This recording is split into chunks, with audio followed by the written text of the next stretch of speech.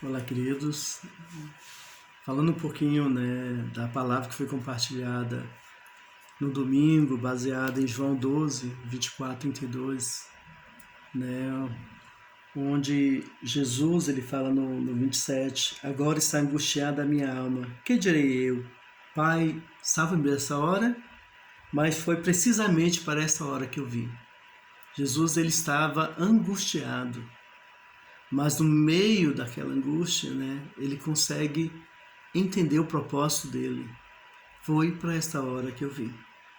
Não é uma hora muito boa, muito agradável, era morte, mas ele sabia que na morte dele haveria redenção do povo, haveria o que nós alcançamos hoje, a liberdade, o perdão, sabe, a eternidade até nós, porque ele entendeu o propósito dele. E ele fala para o povo que estava ali, quando Deus fala com ele, eu glorificarei, eu glorifiquei e ainda o glorificarei. O povo que estava ali, que a palavra era para ele, mas eles não conseguiam entender porque eles não estavam no mesmo entendimento que Jesus. Eles falavam assim, foi um trovão. O outro dizia, não, um anjo falou com ele, mas eles não estavam entendendo. E Jesus fala, olha, foi por vocês. Eu lembro quando eu estava no hospital e foi, conflitante, porque era em meio à pandemia e eu estava com dores e não era um lugar, não era fácil.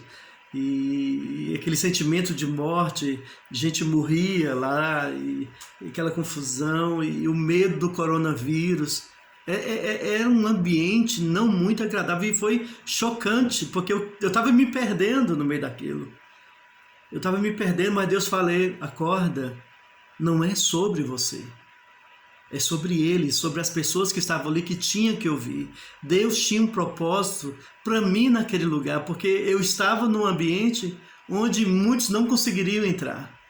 E foi um meio não muito agradável para mim, e eu lembro de um momento onde o médico falou assim, olha, nós vamos ter que fazer uma cirurgia, talvez te deixar aberto, porque a gente não sabe onde estão as pedras, porque eu estava com pancreatite aguda, e eles não sabiam se ia, estava com medo de fazer e sobrar pedra em algum lugar, e eu tinha que tentar dizer, Jesus, é complicado, mas ao mesmo tempo eu tinha que entender que eu estava ali para abençoar vidas, e eu comecei a ouvir a voz de Deus, eu comecei a ser o homem de Deus que Deus queria que eu fosse ali dentro, e não uma vítima da situação, das circunstâncias, mas entender que havia um propósito de Deus, não muito agradável para mim, mas havia um propósito de Deus ali.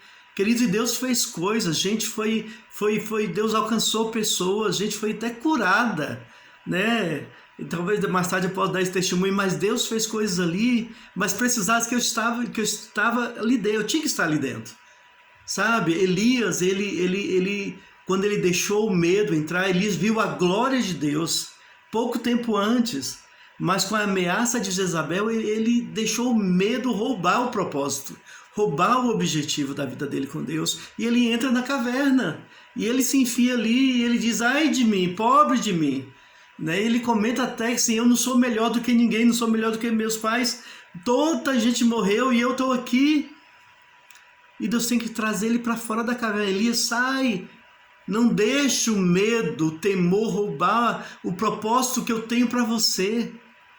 Não é o meu propósito de acabar numa caverna. E Deus traz ele e vem o vento forte. E Elias tinha que voltar a discernir a voz de Deus. Ele tinha que descobrir onde Deus estava, e esse vento vem e sai quebrando tudo. E imagina, um vento fortíssimo. E Elias descobre ali, ele percebe, não, Deus não está aí.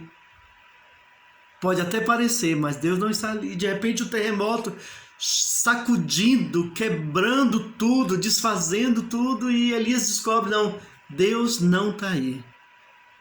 Após o terremoto, um fogo, imagina. Gente, é uma visão assim, para nós seres humanos tentar imaginar é muito complicado, mas vem um fogo que consome, destrói, e Deus não está lá.